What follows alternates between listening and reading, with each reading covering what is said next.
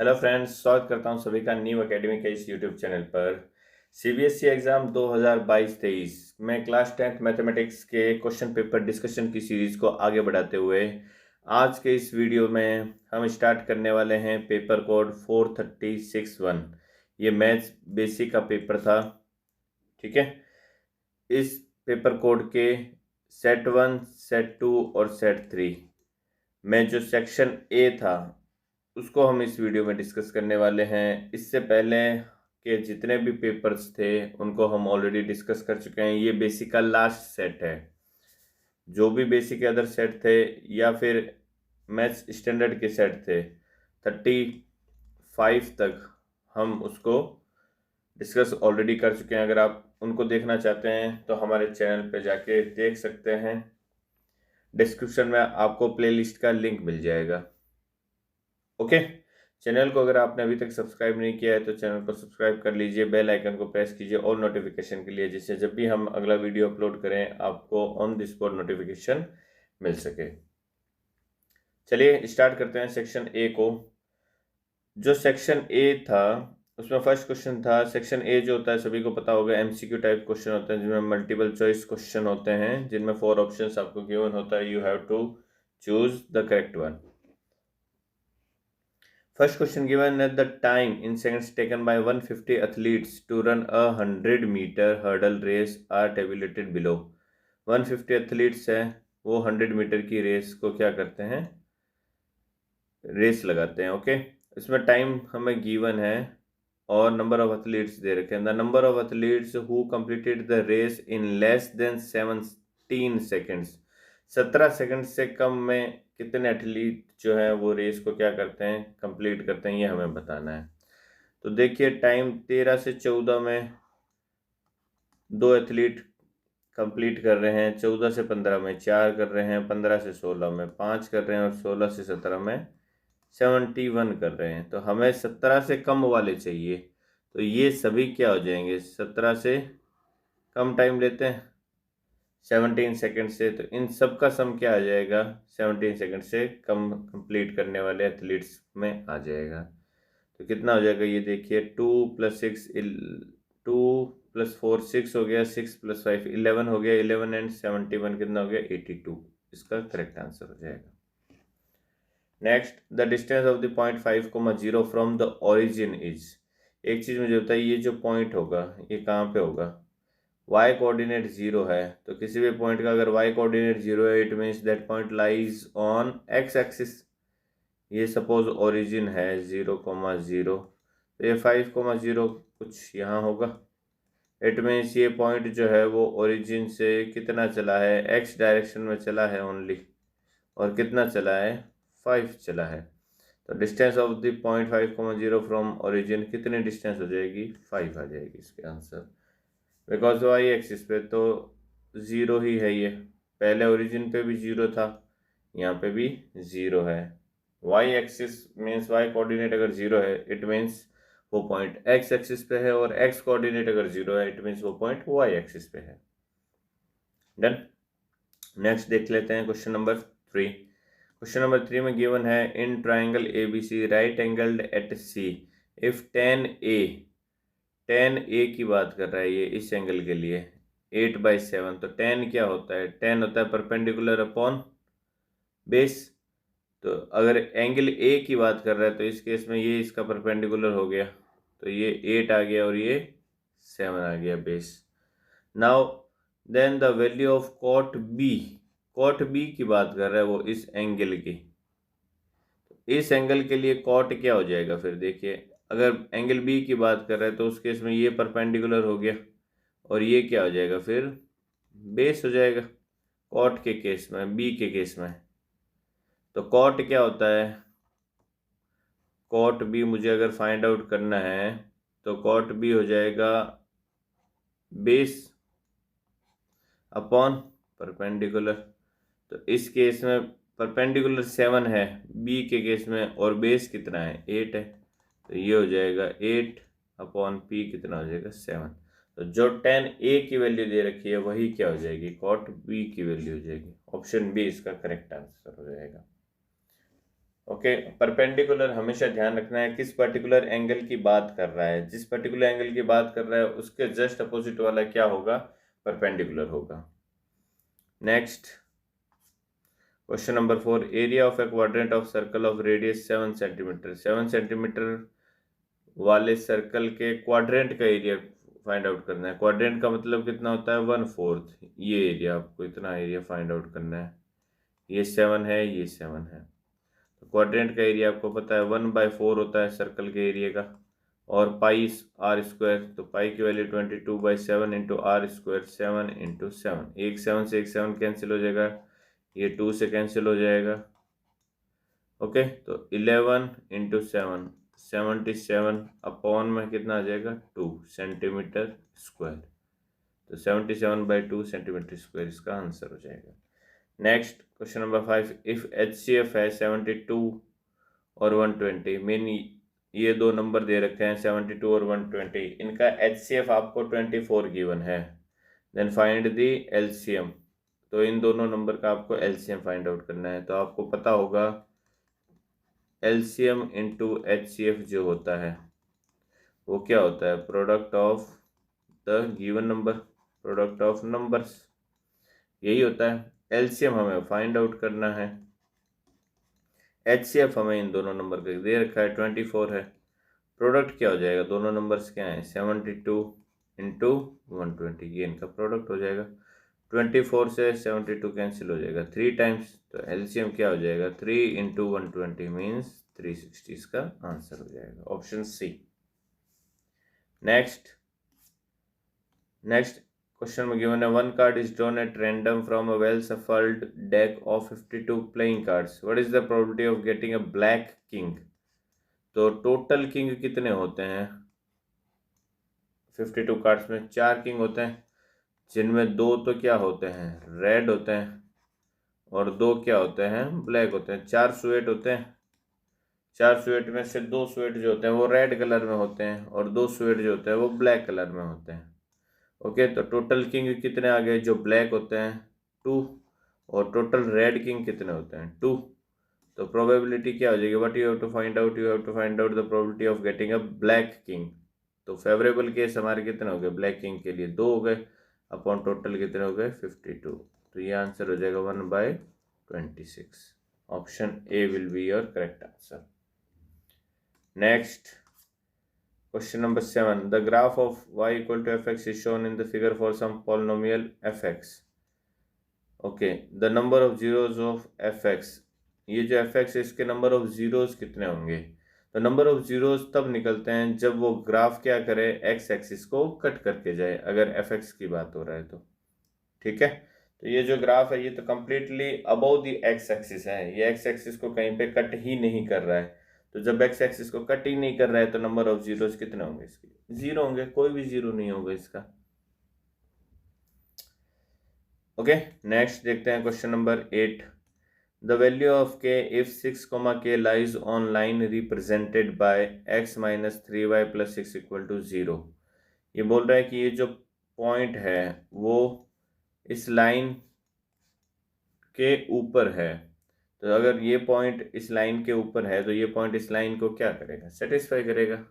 It means x की जगह आप 6 रख दीजिए, y की जगह k रख दीजिए इस लाइन में।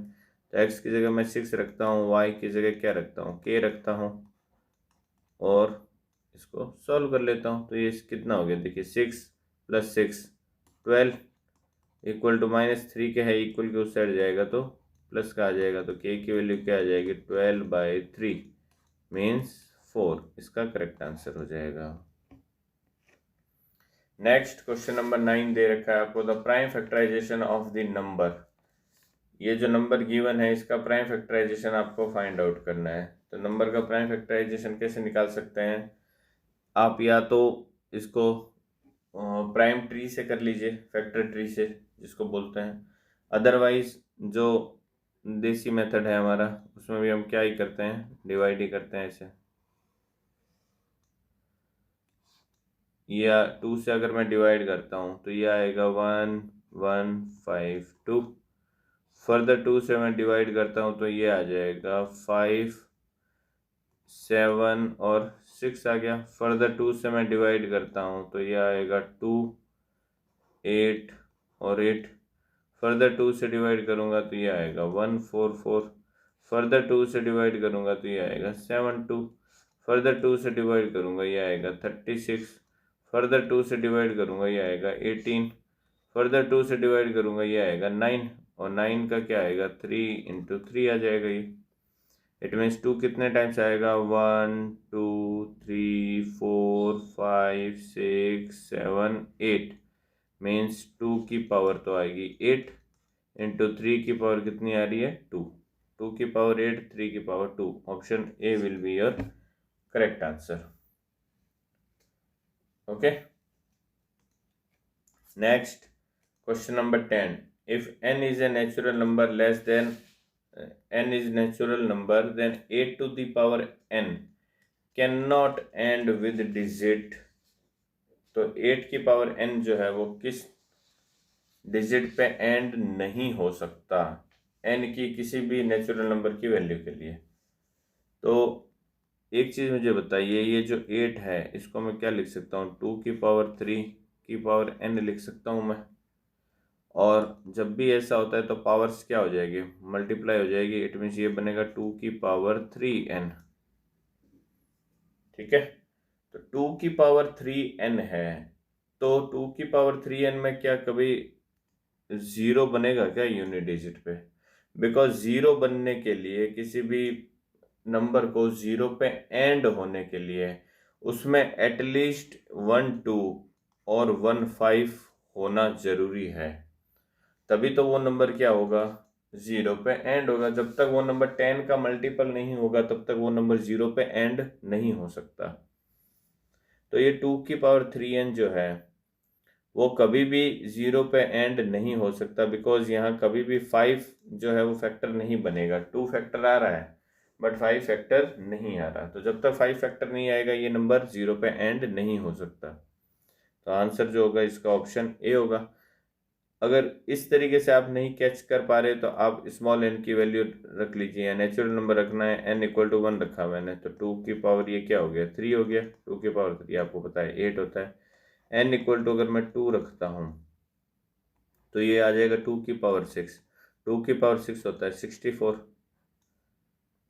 ओके, n = अगर मैं 3 रखता हूँ सपोज, तो 2 की पावर ये कितना हो गया 9 आ गया।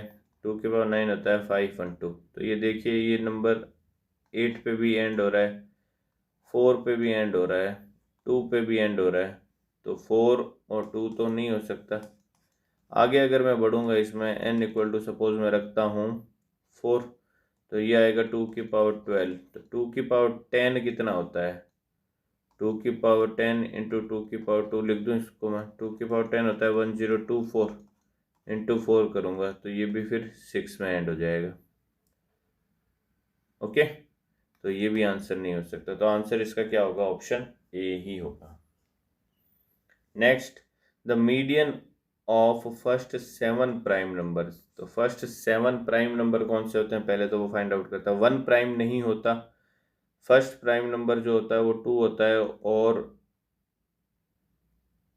एकमात्र ऐसा नंबर है, एक ऐसा मात्र प्राइम नंबर है जो कि इवन होता है, वो होता है 2। ठीक है, नेक्स्ट प्राइम नंबर क्या होता है 3। 4 प्राइम नहीं होता, 5 प्राइम होता है, 6 नहीं होता, 7 प्राइम होता है, 8, 9, 10 प्राइम नहीं होता, 11 प्राइम होता है, 12 प्राइम नहीं होता, 13 प्राइम होता है, 13 के बाद 14, 15, 16 नहीं होता, 17 प्राइम होता है। तो आपको कितना चाहिए 7 ही चाहिए, तो ये 7 आ गए। असेंडिंग ऑर्डर में ही है। ठीक है, कभी भी इंडिविजुअल नंबर्स का अगर मीडियन फाइंड आउट करना होता है सबसे पहले नंबर्स को क्या करते हैं हम असेंडिंग ऑर्डर में फाइंड आउट करते हैं। अगर n ऑड है मीन्स नंबर जो है वो ऑड इन नंबर्स है, तो जो मिडल टर्म होता है वो ये हमारा क्या होता है मीडियन होता है। अगर ये नंबर्स क्या दे रखे होते हैं इवन दे रखे होते हैं, तो जो बीच के 2 टर्म आते हैं उनका फिर एवरेज लेते हैं। ठीक है, मीन्स nth टर्म जो बीच के 2 टर्म आएंगे उनका मीडियन लेंगे, सॉरी एवरेज लेंगे मीडियन के लिए, अगर नंबर ऑफ टर्म्स क्या हो इवन हो। तो यहाँ तो नंबर ऑफ टर्म्स ऑड है, तो जो मिडल टर्म होगा वही क्या होगा हमारा मीडियन होगा। 7 करेक्ट आंसर हो जाएगा इसका। Next, if 2,4 is the mid point of the line segment, ये सपोज x1 y1 पॉइंट है और ये सपोज x2 y2 पॉइंट है, तो इन दोनों पॉइंट को ज्वाइन करने वाली लाइन का मिड पॉइंट जो है वो क्या होता है, x1 plus x2/2 y1 plus y2/2, यही होगा। ठीक है, बिकॉज m और n दोनों क्या हो जाते हैं इस केस में, 1 1 हो जाते हैं, तो mx2 plus nx1 upon m plus n आप करोगे तो यही आएगा। तो x1 और x2 क्या दे रखा है मुझे, 6 और a दे रखा है, तो मीन्स अगर मैं x कोऑर्डिनेट निकालता हूँ मिड पॉइंट का, तो 6 प्लस x1 प्लस x2/2, ये जो है ये किसके इक्वल दे रखा है मुझे, 2,4 के। इट मीन्स इसका जो x कोऑर्डिनेट है वो 2 के इक्वल दे रखा है। मुझे क्या फाइंड आउट करना है, then the value of a is, तो a तो हमारे x से ही आ जाएगा, तो ये क्या हो जाएगा, 6 प्लस a इक्वल टू 4 हो गया, a इक्वल टू क्या हो गया, 4 माइनस 6 मीन्स -2, इसका करेक्ट आंसर हो जाएगा। Next, the value of k for which the system of equations have no solution. No solution का मतलब पैरेलल लाइंस, और पैरेलल लाइंस कब होती है, जब a1 अपॉन a2 इक्वल हो b1 अपॉन b2 के, और ये नॉट इक्वल हो c1 अपॉन c2 के। हमें k की वैल्यू फाइंड आउट करनी है, तो a1 कितना होगा, a1 खुद k ही है, अपॉन a2 कितना है, 3 है। जो x के कोऑर्डिनेट होते हैं वो a1 a2 होते हैं, जो y के कोऑर्डिनेट होते हैं वो b1 b2 होते हैं, तो b1 यहाँ पे 2 है, c1 b2 कितना है, 4 है। तो हमें k फाइंड आउट करना है, तो इन दोनों से ही निकल जाएगा, ये 2 से कैंसिल हो गया, 4 2 टाइम्स, तो k इक्वल टू क्या आ जाएगा, क्रॉस मल्टीप्लाई करेंगे तो 3/2, इसका करेक्ट आंसर आ जाएगा option A. Next, question number 14, in the given figure PQ and PR are tangents drawn from P to the circle with the center O such that angle QPR equal to 65 degree, the measure of angle QOR। आपको ये वाला angle find out करना है। तो circle में property होती है कि जो टेंजेंट से के बीच का एंगल होता है और जो सेंटर का एंगल होता है, उन दोनों का सम जो होता है वो दोनों एक दूसरे के क्या होते हैं, सप्लीमेंट्री एंगल्स होते हैं, या फिर सम जो होता है वो 180 डिग्री होता है। इट मीन्स एंगल जो QPR है और एंगल QOR है, इन दोनों का सम क्या होता है, 180 डिग्री होता है। अगर आपको प्रॉपर्टी पता है, अगर नहीं पता तो आपको ये चीज़ पता होगी कि सेंटर को पॉइंट ऑफ कॉन्टैक्ट से जब मिलाते हैं तो ये जो भी लाइन बनती है OQ, ये टेंजेंट के क्या होती है, परपेंडिकुलर होती है, तो ये परपेंडिकुलर है तो ये भी परपेंडिकुलर। अब ये क्वाड्रिलेटरल बन रहा है PQOR, तो क्वाड्रिलेटरल के सभी एंगल का सम कितना होना चाहिए, 360 डिग्री होना चाहिए। तो ये 90 ये 90 ये तो 180 बना ही रहा है, तो इट मीन्स ये दोनों मिलके आपस में क्या बनाएंगे, 180 बनाएंगे। तो अगर ये 65 बन रहा है तो फिर इसको कितना हो जाएगा, एंगल QOR 180 माइनस 65, तो 180 माइनस 65 करोगे तो ये आ जाएगा 115। Option C will be your correct answer. Okay, next देख लेते हैं question number 15, the zeros of the quadratic polynomial 16x² minus 9r। तो ये आपको क्वाड्रेटिक पॉलिनोमियल गिवन है, इसके जीरोस फाइंड आउट करने हैं। तो कोई भी पॉलिनोमियल अगर हमें गिवन है और उसके जीरोस फाइंड आउट करने होते हैं, तो इस पॉलिनोमियल को क्या कर दो आप, जीरो के इक्वल पुट कर दो। तो पॉलिनोमियल हमें गिवन है 16 ऑफ x² माइनस 9, इसको मैंने क्या कर दिया, जीरो के इक्वल पुट कर दिया। तो ये क्या हो जाएगा, देखो a² माइनस b² यहाँ से क्लियर दिख रहा है मुझे। अगर मैं a² माइनस b² करता हूँ तो ये देखो 4x का होल स्क्वायर है और -3 का होल स्क्वायर है इक्वल टू 0। तो a² माइनस b² अगर मैं अप्लाई करता हूँ तो ये हो जाएगा a प्लस बी और a minus B equal to 0। तो एक बार आप 4x प्लस 3 को 0 के इक्वल पुट करोगे तो 4x प्लस 3 इक्वल टू 0 किया तो x की वैल्यू यहाँ से क्या आ गई, -3/4। एक बार 4x माइनस 3 को 0 के इक्वल पुट करोगे तो x की वैल्यू आ जाएगी +3/4। ओके, तो +3/4 और -3/4 will be our answer, option B. इसका करेक्ट आंसर हो जाएगा। नेक्स्ट क्वेश्चन में हमें गिवन है if -5x and 3 -5x and 3 are 3 consecutive terms of an AP. ये जो तीनों टर्म्स है वो 3 कंसेक्यूटिव टर्म्स है एपी के, then the value of x is, तो आपको x की वैल्यू फाइंड आउट करनी है। तो ये अगर तीनों टर्म एपी के कंसेक्यूटिव टर्म है तो ये सपोज a1 हो गया, ये a2 हो गया और ये a3 हो गया।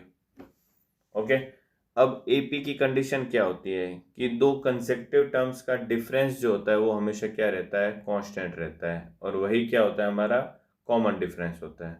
तो अगर मैं इन तीन टर्म से कॉमन डिफरेंस फाइंड आउट करना चाहूँ तो वो क्या हो सकता है, टू कंसेक्यूटिव टर्म्स का डिफरेंस मीन्स या तो a2 माइनस a1 जो है वो इक्वल होगा किसके, a3 माइनस a2 के, टू कंसेक्यूटिव टर्म्स का डिफरेंस। तो a2 कितना है आपके पास में, x है, माइनस a1 कितना है, -5, इज इक्वल टू a3 कितना है, 3 है, और a2 कितना है, x है।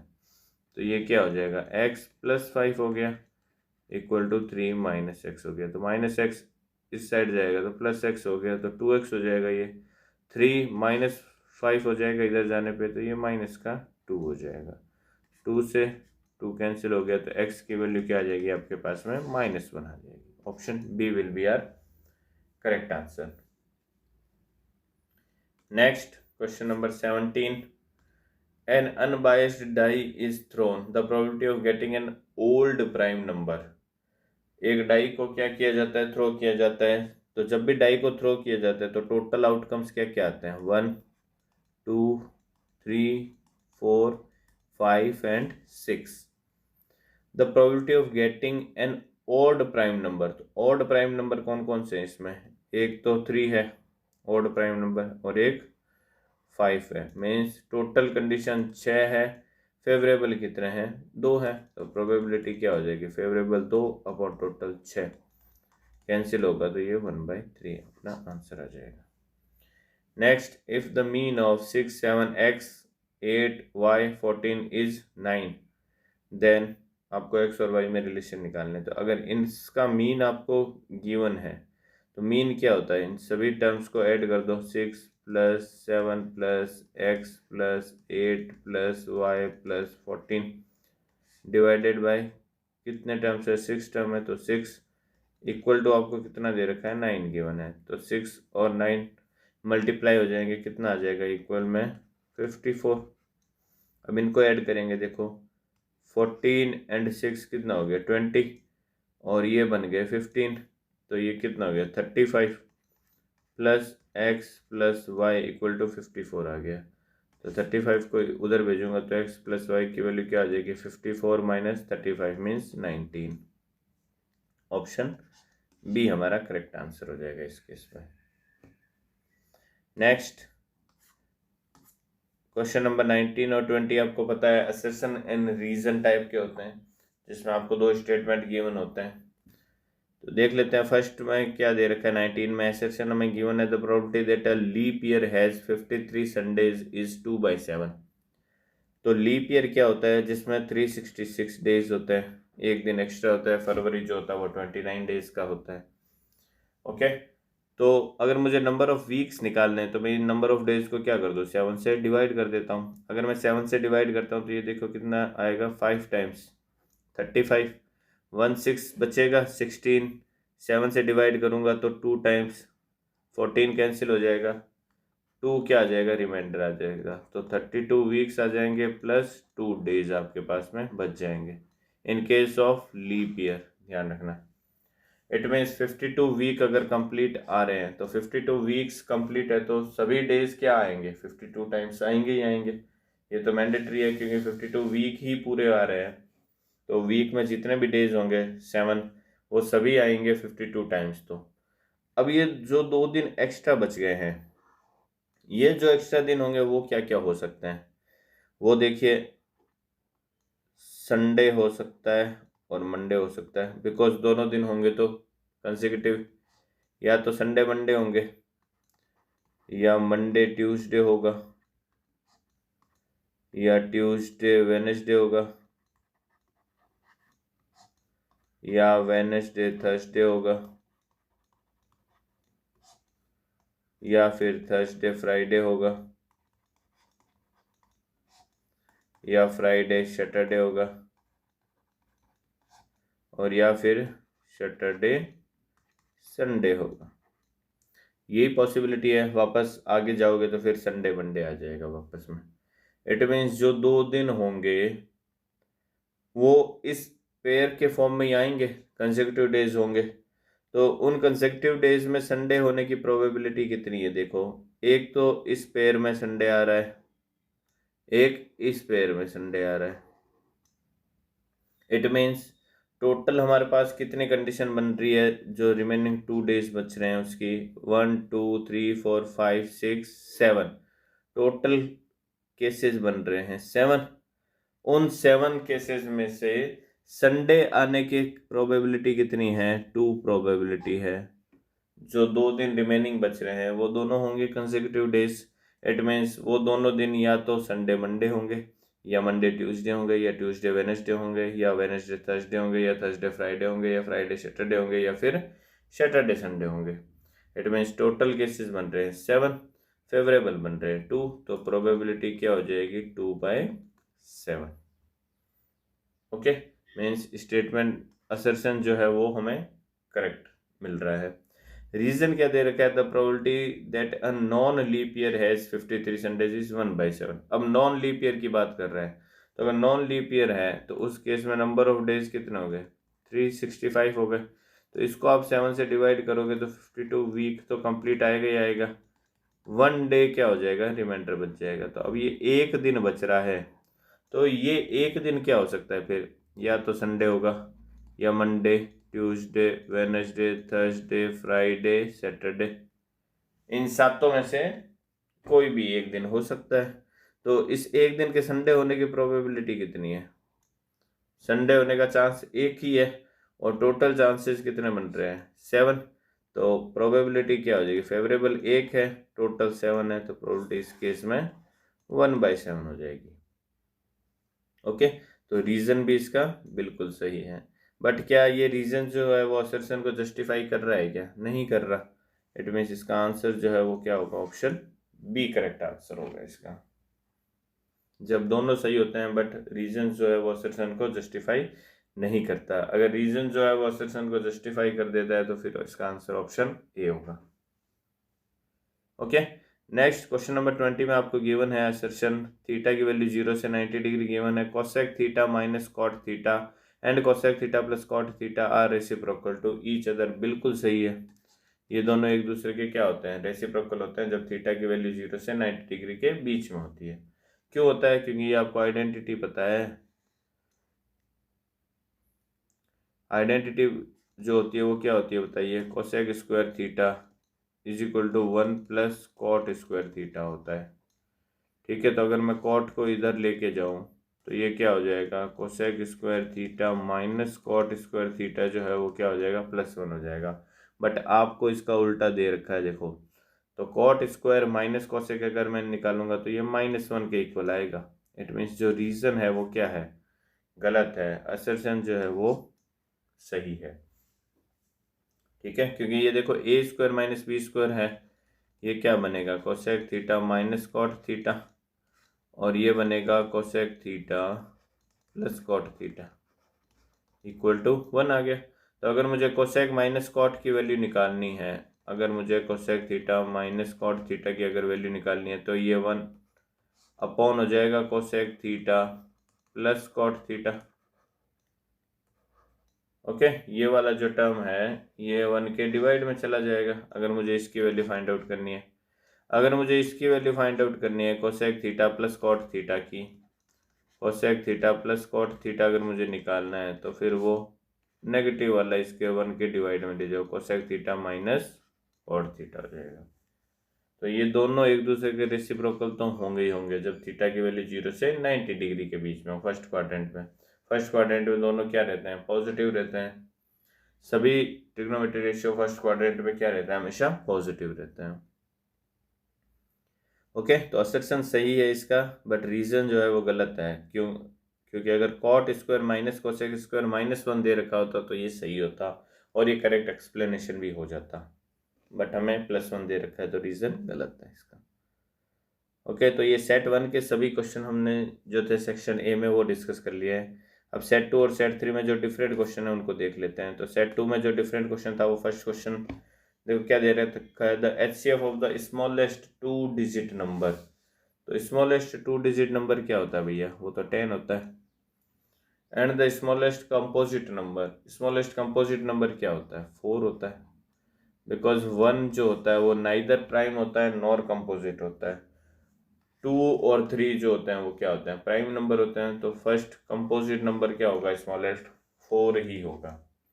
ओके, आपको इसका क्या फाइंड आउट करना है, HCF फाइंड आउट करना है। तो HCF यहाँ क्लियर दिख रहा है, इसका क्या होगा, 2 आएगा, बिकॉज 10 को आप क्या लिखोगे, 2 × 5 लिखोगे, और 4 को क्या लिखोगे, 2 की पावर 2। तो जो दोनों में आ रहा है वही क्या होता है, HCF आ रहा है। कॉमन क्या होगा, 2।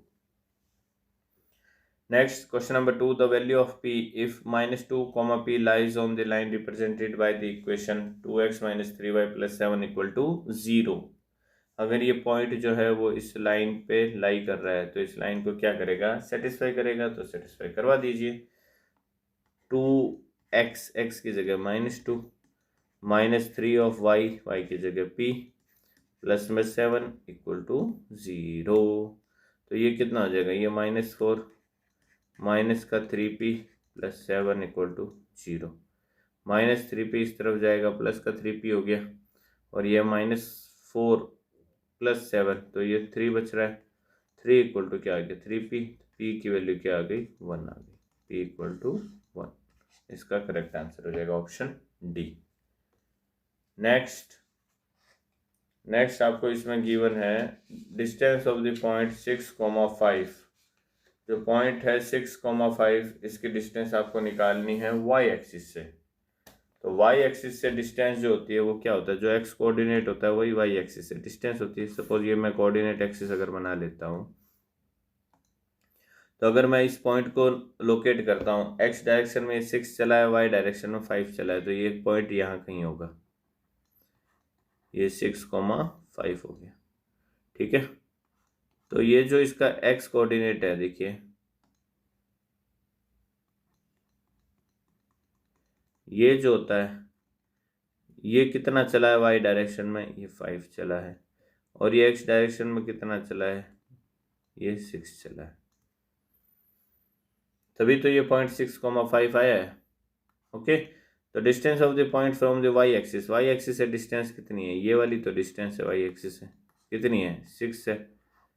इट मीन्स जो x कोऑर्डिनेट है,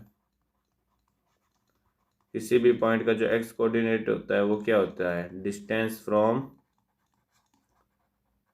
y एक्सिस, और जो y कोऑर्डिनेट होता है वो क्या होता है, डिस्टेंस फ्रॉम x एक्सिस। हमेशा ध्यान रखना।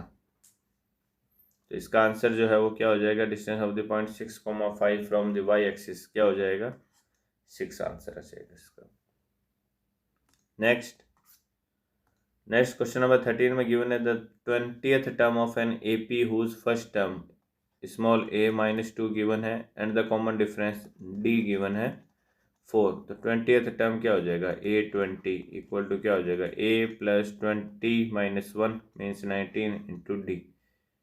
तो a -2 हो गया प्लस 19 × d कितना हो गया, 4। तो ये कितना हो जाएगा, 19 × 4 76 -2 प्लस ये 76 हो गया, तो ये आ जाएगा 74 इसका करेक्ट आंसर। ऑप्शन बी इसका क्या हो जाएगा, करेक्ट आंसर हो जाएगा। ठीक है, नेक्स्ट क्वेश्चन नंबर 14, इसमें हमें क्या गिवन है, the zeros of the polynomial px equal to. तो ये कोई भी पॉलिनोमियल हमें गिवन होता है, उसके जीरोज अगर फाइंड आउट करने होते हैं तो उसी पॉलिनोमियल को क्या कर दो आप, जीरो के इक्वल पुट कर दो। इट मीन्स 25 ऑफ x² - 49 जो है वो जीरो के इक्वल हो जाएगा। इसको मैं क्या लिख सकता हूँ, 5x का होल स्क्वायर, ये हो जाएगा 7 का होल स्क्वायर इक्वल टू 0। तो a² - b² है तो क्या हो जाएगा, a - b और a + b इक्वल टू 0। तो एक बार 5x -7 को 0 के इक्वल पुट करोगे तो ये क्या आ जाएगा, 5x इक्वल टू 7, तो x की वैल्यू आ जाएगी 7/5। सिमिलरली एक बार 5x प्लस 7 को 0 के इक्वल पुट करोगे तो 5x इक्वल टू आ जाएगा -7 और x की वैल्यू आ जाएगी -7/5। तो 7/5 और -7/5 हमारा आंसर हो जाएगा option C. Next question number 15 जो है वो डिफरेंट था। The mean of first 10 natural numbers. पहले 10 नेचुरल नंबर क्या क्या होते हैं, 1 2 3 4 5 6 7 8 9 और 10। इन 10 नेचुरल नंबर्स का हमें क्या निकालना है, मीन फाइंड आउट करना है। तो एक तरीका तो क्या है, इन सबको ऐड कर लो। मीन का मतलब एवरेज होता है ना, इन सबको ऐड करके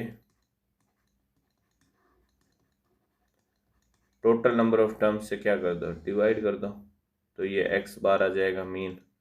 टोटल नंबर ऑफ टर्म्स कितने हैं, 10 है। ठीक है, तो इन सबको अब जब ऐड करेंगे तो ये कितना बनेगा, 55 बनेगा अपॉन 10। देखो 1 + 10 11, 2 + 9 फर्दर 11, 3 + 8 फर्दर 11, 4 + 7 फर्दर 11 और 5 + 6 फर्दर 11। तो 11 कितने टाइम्स बन रहा है, 5 टाइम्स। तो 55/10 आंसर आ जाएगा 5.5। ऑप्शन ए करेक्ट आंसर हो जाएगा। या फिर जब भी आपको मीन निकालना हो और नंबर्स जो हो वो क्या हो, उनका डिफरेंस जो हो वो कांस्टेंट हो। ओके, जो नंबर्स का डिफरेंस हो जो कांस्टेंट हो, मीन्स मैं ये कह सकता हूँ कि अगर नंबर्स जो है वो एपी में हो, एपी में क्या होता है, टू कंसेक्टिव नंबर्स का डिफरेंस जो होता है वो कांस्टेंट रहता है। तो जब भी नंबर्स जो है एपी में हो तो उन सब का जो मीन निकलता है वो क्या निकलता है, देखो फर्स्ट टर्म प्लस लास्ट का सम करके 2 से डिवाइड कर दो आप। तो फर्स्ट क्या है यहाँ पे 1, लास्ट क्या है 10 और 2 से डिवाइड कर दिया तो ये 11/2 आ जाएगा आंसर 5.5।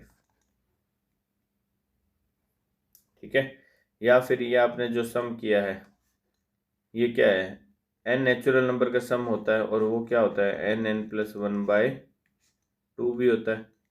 तो ये तो सम आ गया और डिवाइड में क्या आ गया इसका 10 जो है नंबर्स। तो n की वैल्यू यहाँ पे कितनी दे रखी है, 10 दे रखी है, तो ये 10 हो गया इंटू n+1 हो गया 11 डिवाइड/2 इंटू 10। तो ये 10 से 10 कैंसिल हो जाएगा, 11/2 आ जाएगा, यहाँ से भी 5.5।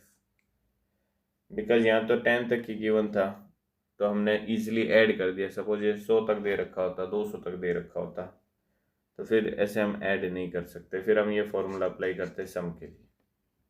ओके, नेक्स्ट डिफरेंट क्वेश्चन जो था सेट 2 में देख लेते हैं। ओके, तो सेट 2 में जो डिफरेंट क्वेश्चन थे उन सभी को हमने डिस्कस कर लिया है। अब सेट 3 में जो डिफरेंट क्वेश्चन थे उनको हम देख लेते हैं। तो सेट 3 में जो फर्स्ट डिफरेंट क्वेश्चन था वो था question number 1, the prime factorisation of the number 5488। तो 5488 का आपको क्या निकालना है, प्राइम फैक्टराइजेशन निकालना है। तो 5488 को मैं डिवाइड करना स्टार्ट कर देता हूँ। या तो आप फैक्टर ट्री बना लो, अदरवाइज जो हमने पहले मेथड किया था उसको यूज़ ले लो। मैं फैक्टर ट्री से कर लेता हूँ इसको। 2 से डिवाइड करता हूँ, ये क्या बनता है 2744 बन जाएगा। फर्दर 2 से मैं डिवाइड करता हूँ तो ये क्या आ जाएगा 1372। फर्दर 2 से डिवाइड करूँगा मैं तो ये क्या आ जाएगा 6 आ जाएगा और 8 आ जाएगा और फर्दर 6 आ जाएगा। फिर 2 से मैं डिवाइड करता हूँ इसको तो ये आ जाएगा 343। अब 343 जो है वो 7 से डिवाइड होता है, 7 का क्यूब होता है ये 343। तो 7 से डिवाइड करूँगा तो 49 आ जाएगा। फर्दर 7 से डिवाइड करूँगा 7 आ जाएगा, फर्दर 7 से डिवाइड करूँगा तो ये 1 आ जाएगा। तो 2 कितनी टाइम्स आ रहा है 1 2 3 4, तो 2 की पावर तो 4 हो गई। और 7 कितने टाइम्स आ रहा है 3 टाइम्स, तो 7 आ गया 3 टाइम्स। तो ऑप्शन बी इसका क्या हो जाएगा, करेक्ट आंसर हो जाएगा। नेक्स्ट क्वेश्चन नंबर 2 गिवन है the empirical relation between the 3 measures of central tendency. तो मोड इक्वल टू क्या होता है 3 times median minus 2 times mean होता है। ऑप्शन डी इसका करेक्ट आंसर, डायरेक्ट फॉर्मूला है, बुक में गिवन है।